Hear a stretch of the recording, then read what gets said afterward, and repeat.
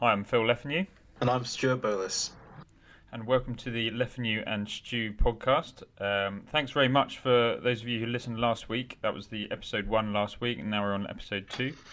We're hoping that things will be run a bit more smoothly this week. So people know, I'm actually in Bristol and Stu's in London, and we're doing this. We're hooked up over the phone with each other, and then we're kind of recording each of our voices separately on our own laptops, and then kind of splicing them together afterwards, which is actually It's ingenious. That's what it is.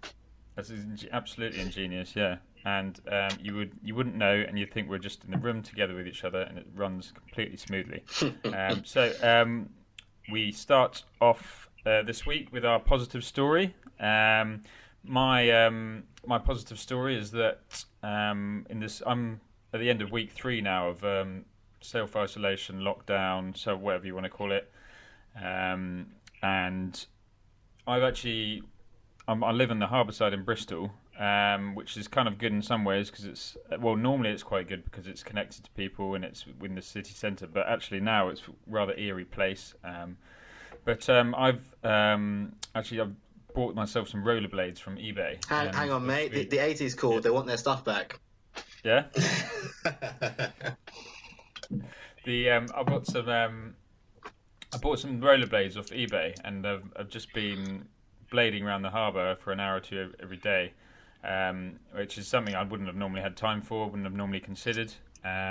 So what was yours, Stu, about the? Because it's not all negative, is it? This whole situation. I've got 2 things I can say actually. Number 1 is exercise. I downloaded an app to do exercises at home, and because I live right next to a big park, I get up quite early in the mornings, around 7:30 a.m. To do a run at that park, and I've run around it 4 times now. The first time, I'll admit, mate, it was a massive struggle. Got like quarter way through, and I was like, "Good grief, I'm so out of shape."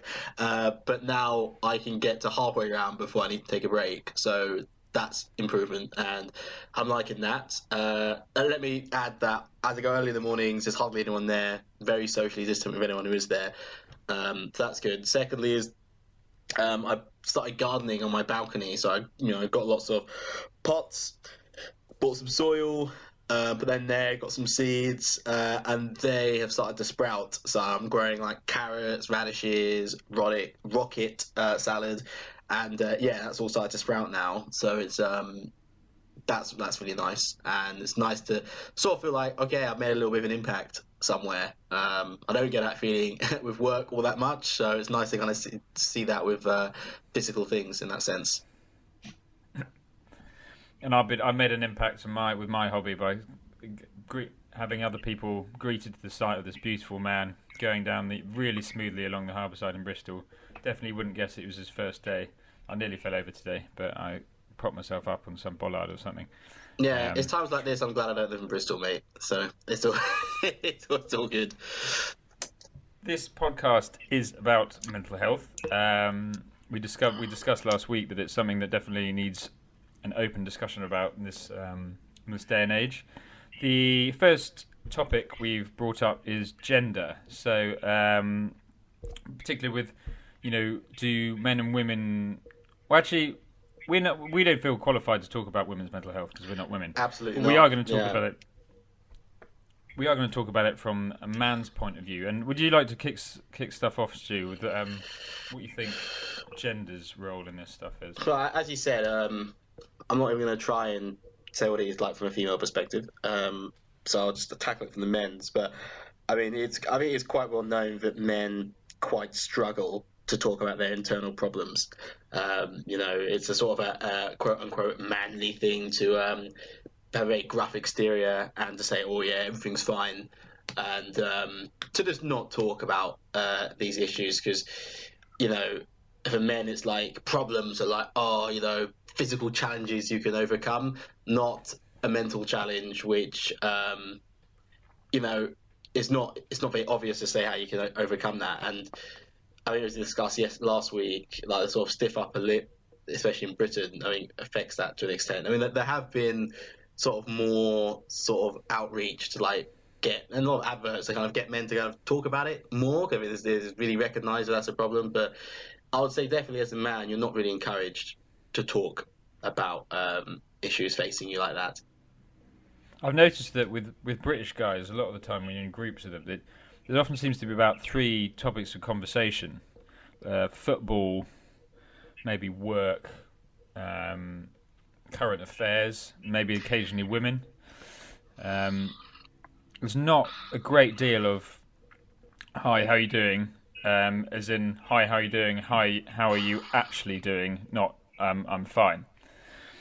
I guess it also depends where you're having this sort of conversation. If you go to the pub, yes, perhaps those topics are discussed because, I guess if you're like a group of like 5 lads, if all of them are in a good mood, to be the guy saying, you know what, I'm actually struggling, I'm really depressed, I think some people just say, I don't even want to know how my friends will react, so they just don't even say anything, right? Because I think a lot of it is the fear that you'll be considered a bit of an outcast, and your friends may not want to hang with you anymore if they see you as like a downer. But it's like, are we going to invite, I don't know, Scott? It's like, oh no, he's got issues, man. Let's not invite him. Yeah. Well, that's what we think in our heads, isn't it? We think that they're going to think we're a downer, and they think we're going to be intruding on their time. I think the reality often isn't that they are actually very happy to hear about how we've been struggling, and I think it can be a relief for some guys to hear that other guys have been struggling because that gives them the opportunity to talk about it as well. But we just don't realise it. And we don't want to intrude. You're right. I think I remember carry on. You go first. I'll say male friendships, I think, can be very shallow at times. And I don't think a lot of people realise that until things are, I think there's a common thing of like, you find out who your real friends are when you're going through the bad times, right? And that's who's still around. And I think men are sometimes quite surprised at how few people stick around, because a lot of their friends, so to speak, they're there to talk about the footy and all this sort of stuff, but their friendship isn't actually as deep as they think it is. Yeah, I mean, I think it's interesting what drives the kind of lack of emotional vulnerability in men, whether it's genetics or whether it's society and a bit of I was telling you earlier, I saw Brokeback Mountain last week, which is not nearly as raunchy as I thought it was going to be. But I realised actually, on a sort of side note, apparently that was kind of the first kind of mainstream gay Hollywood movie. It came out in 2005, and it was interesting. It was considered controversial at the time, and like loads of rights activists were complaining about it in the US, but I don't know entirely what was controversial on that it featured 2 guys that are homosexual. But getting sidetracked, the Heath Ledger gave a performance that I'd say was actually even better than his performance of the Joker. But he basically just played what was basically a sort of shy, emotionally stunted guy. And I don't know about you, Stu, I find that movies generally, particularly Hollywood movies, the guys in Hollywood are usually very like extroverted or charismatic, or they're like evil or something. I find there's actually very little depiction in movies of actual, what most blokes are actually like. Yeah, like men, I think Hollywood generally has a stereotype of who they want their male lead actors to be. I think that's true. I think like, as men, the sort of portrayal of what is a sort of leading man, yes, you say is quite singular. And the reality is not like that at all. Is why, in many ways, I stopped kind of watching a lot of Hollywood films because, you can just kind of work out the plot all the time. He's going to fall in love with this person. This person's going to die now. This because it's like there's just a formula, and a male lead character generally there's like very few variations of who that should be. That it sort of bleeds into the male population of sort of role models which young men have. A lot of it is influenced by media, right? Soldiers and gruff, drag races like Fast and Furious, and so on and so forth. That is sort of portrayed to be this is the man you want to be. But frankly, I don't think there's actually that many men who are like that, and a lot of, and even men who are generally have a lot of internal problems which they don't want to talk about. I did. I sent you. I'm not sure if you saw it in the end, but I sent you that TED talk earlier, which talked about shame was by a researcher called Brené Brown, and she said that like we experience shame. The way we experience shame is very much separated into gender. Like women experience shame as basically not being the role of a kind of provider and not looking good all the time. And men, it was to do with basically the idea is that men should always put work first. They should be private about their feelings. But there's also an element of violence as well, that kind of men are expected to be violent, and I guess violence could be seen as a way, man's only outlet for like expressing anger or sadness or anything like that. Yeah, I think the idea of like a man wanting to take a lot of time off work for paternity leave is like frowned upon, right? Which is which is weird about it. That still is the case in many ways, even though some workplaces are trying to achieve a bit more parity of that between like shared parental maternity leave. Yeah, I do think. I mean, how many house husbands do you know? Well, I don't know that many people are married, to be fair, so I can't really answer that. But I imagine it's not that many. Like for example, like in the world of diplomacy, because I had aspirations to be a diplomat once upon a time, and it's like, yes, the idea for a man to be a diplomat, he travels around the world, he's working in embassies, and that his dutiful wife who just follows him and basically drops her career for him. That still happens to an extent, but it's not as much, obviously. But the idea, but the problem with I think female diplomats is that it's very difficult for them to have like a man completely drop his life and to follow his wife around in various postings. Because these expectations sadly are considered different in society. And yeah, the idea that you're a man and yet your wife is the main breadwinner, that is seen, as you say, to be like a sort of a shameful thing. I think it doesn't need to be the case, but that it's still quite uncommon to see that. And I know in some societies, I'll even say ours to an extent, you're seen as like letting the side down, if I can just say that in most in quotation marks. And I think that's a big problem in the way that you go to school and you're taught about equality, but then you go into the real world and you realise the rules you learn in school are basically, a lot of them are broken, or a lot of them are bent in certain ways which they can't possibly work. I mean, I guess the picture is changing, isn't it? I think the idea. I mean, I'm realizing more and more that genders are kind of. I mean, I learnt the difference between sex and gender a couple of years ago, and that sex is the kind of biological, physical aspect, whereas gender is a completely societal concept where the idea of what women should do, what men should do, etc. Yeah, the idea that men play with cars and guns when they're younger, and women play with Barbie dolls and stuff like that, and the fact that the idea that women have long hair and men don't. I mean, what's that got to do with DNA, really? Yeah.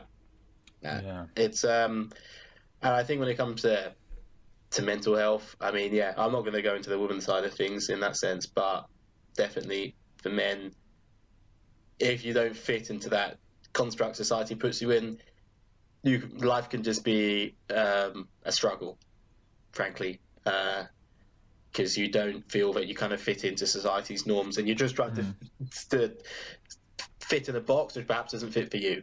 And I remember when I was in I used to go to this. My dad's work had a sort of daycare centre which I used to go to because both my parents worked.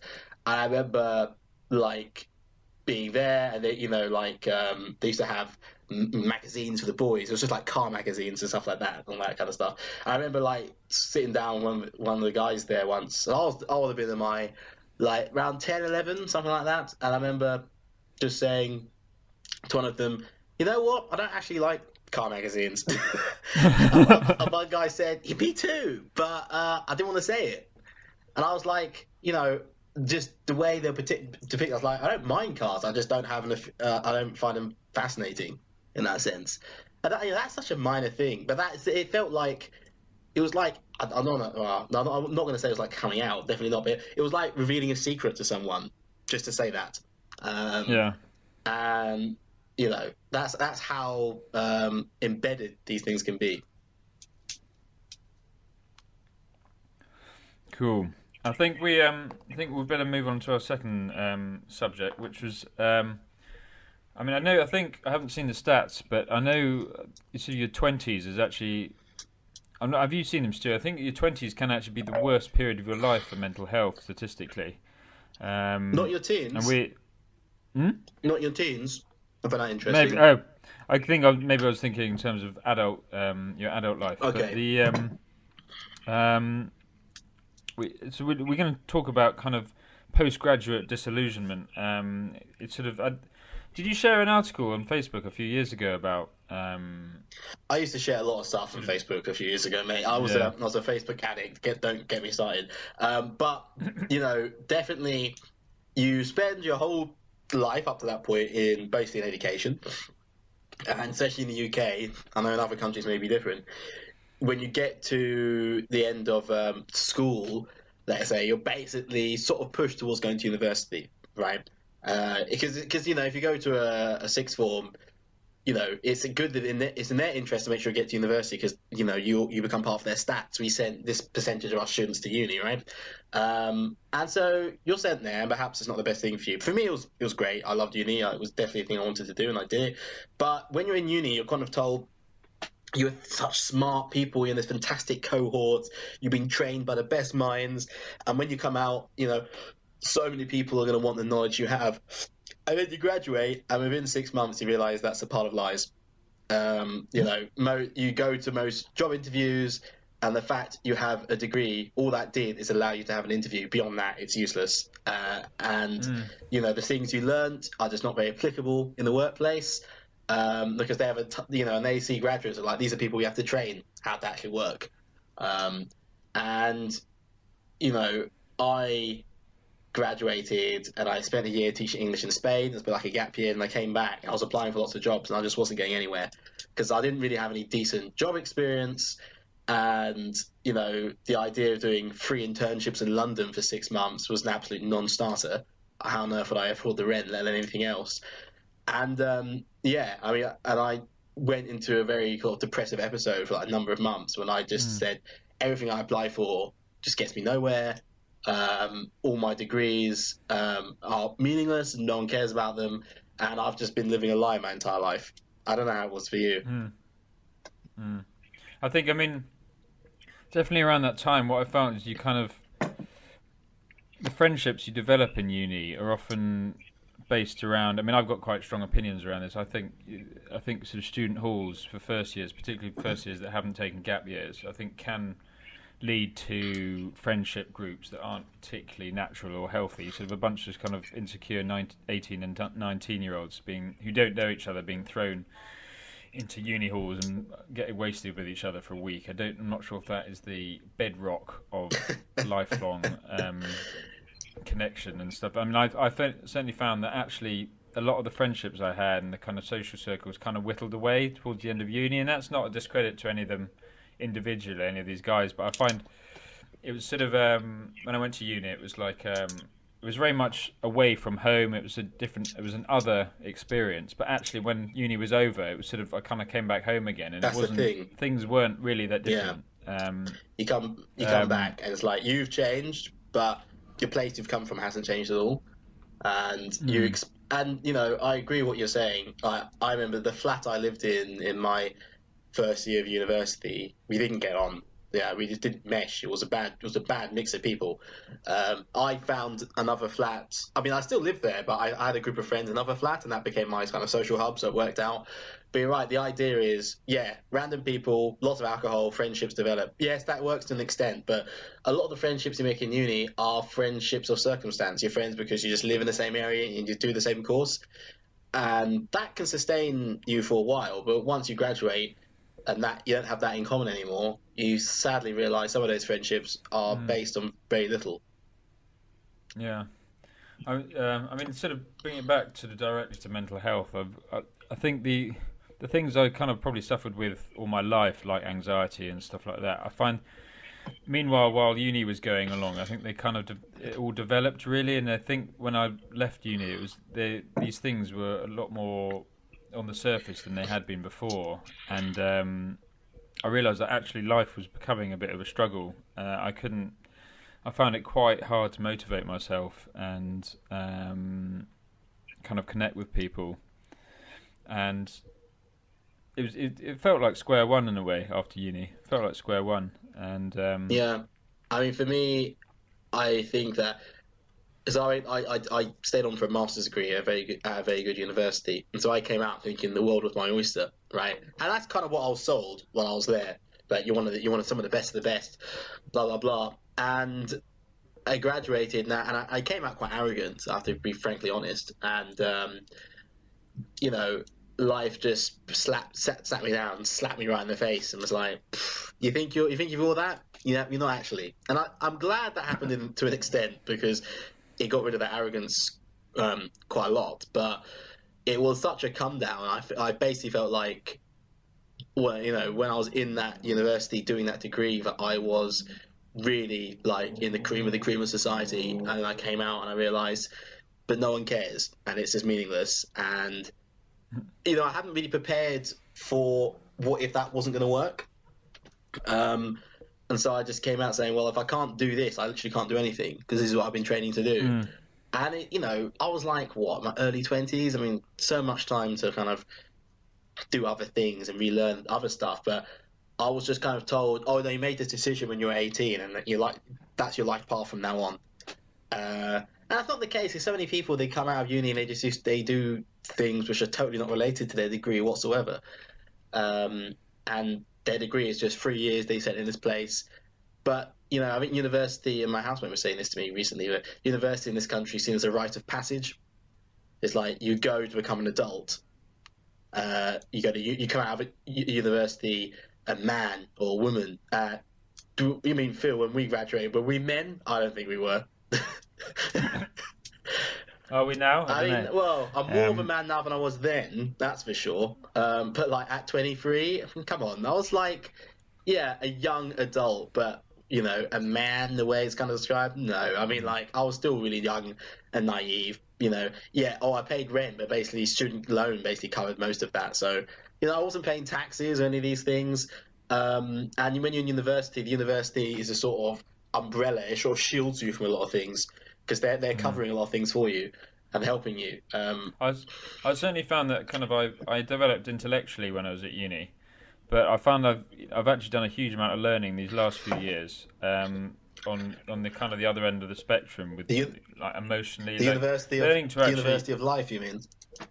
Yeah, well, the university of actually talking about your emotions, being aware of kind of what you want out of life and what also you need. realizing that alcohol isn't the cure for your problems. Like, I'm sorry, when you're in uni, you're kind of taught that alcohol is like, oh, you're a bit nervous, drink alcohol, will be fine.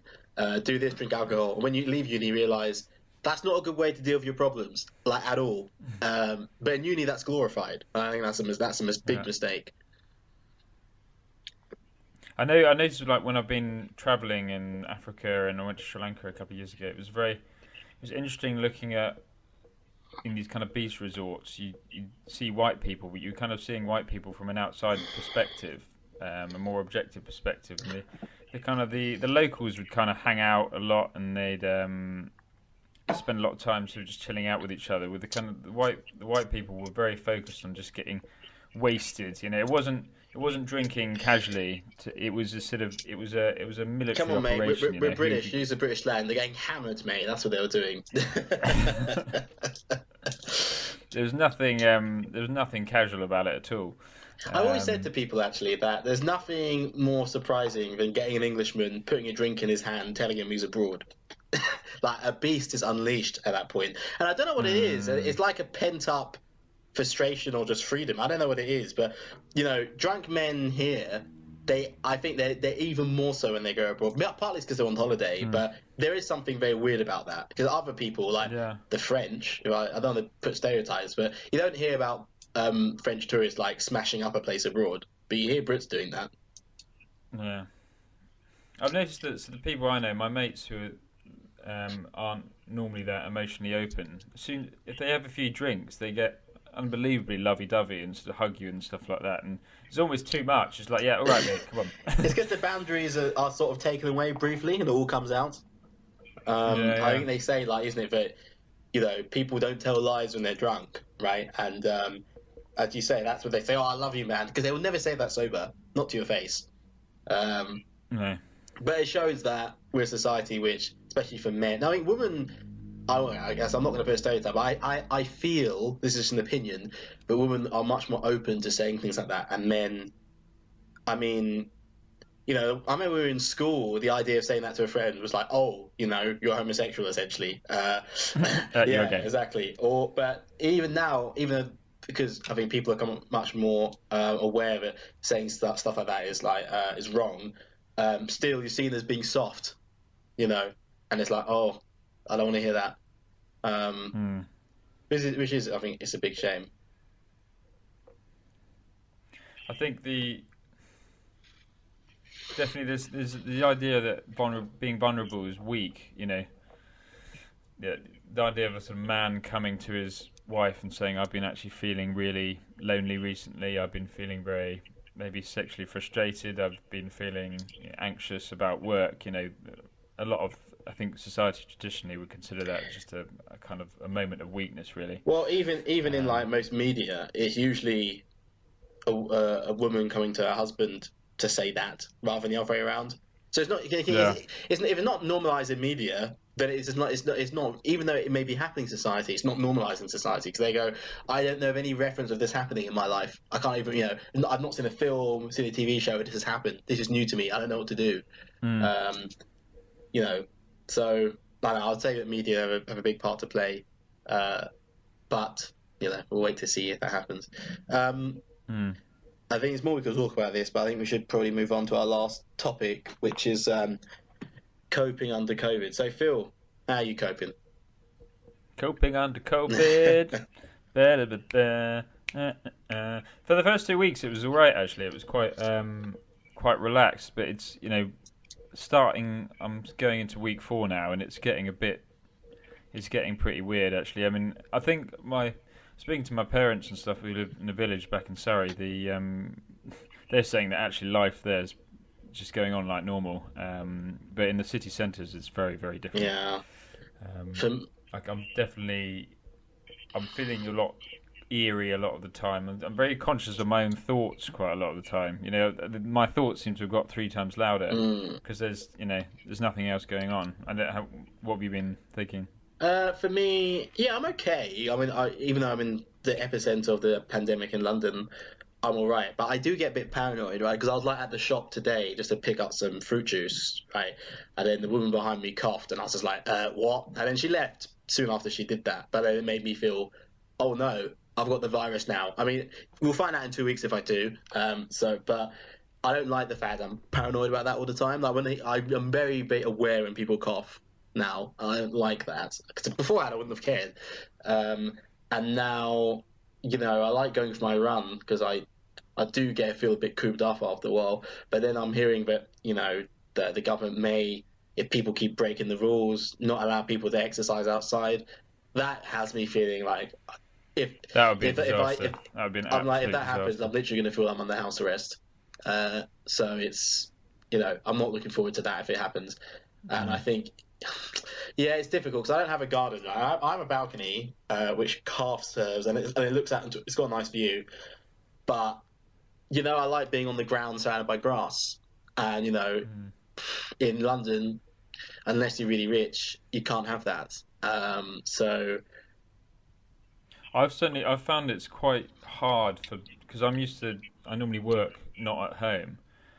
In an area where there's quite rigid structure, and I've found it quite difficult having work to do at home. I'll end up sort of working for hours and hours without a break because there's no natural structure. I'm not very used to, structuring my day, and I had to stop myself the other day after sort of hours and hours of working on something that should have taken a lot less time, and yeah. I think for people that have workaholic tendencies, it could be a disaster actually. I also find I spend a lot of time just in bed, not doing anything, because I thought the sun's coming through the window, it's nice, but then I'm just like, because usually I'll be like, oh, I should go up and I'll go a walk to Peckham, which is like a mile or 2 away from me, because there's some shops there I like, there's a bar there I really like, and I know the owner, but now I'm just like, Get up and do what? Like, go to my balcony, go to my lounge, play some Xbox. I think I read a book on sleep a while ago, and they said it's quite. I don't know if it's just psychological or not, but they said it's very important if you struggle with sleep generally that when you get up, that you don't do anything in your bed other than sleep because it forms some psychological association. Yeah, I'm always on my Um, phone before I go to bed. That's true. mm, I think many people can say that. I mean, I used to be on my laptop beforehand, but yeah, I don't know. I don't. I've got my phone locked down now with what's it called the downtime feature on iPhones where you can basically it stops apps Not from. buzzing and stuff like that after a certain time. Yeah, it basically shuts down apps after a certain time, so you set what time that is, so it could be mine's 9:30, but you can still reopen the apps manually. Like if I want to go on WhatsApp, I can still reopen WhatsApp, but I have to do it manually. But it means that I'm not after 9:30. I'm not getting any dings and calls and stuff like that, and it's been a massive help. I know Actually. that myself and a few people I've talked to said their sleep pattern is kind of gone haywire because when I work, it's usually that I try to get the bus at between 7:30 and 8, so I generally get up around 6:30, rest a bit, perhaps have a shower, eat my breakfast, get ready, and then I leave. But then now it's like 6:30. Why do anything? So don't really get up until about 8:45, and then kind of clock in about 9:15. I woke up the other day and stayed in bed. I was doing stuff on my laptop in bed, but felt just awful. And then as soon as I actually got out of bed, I felt fine.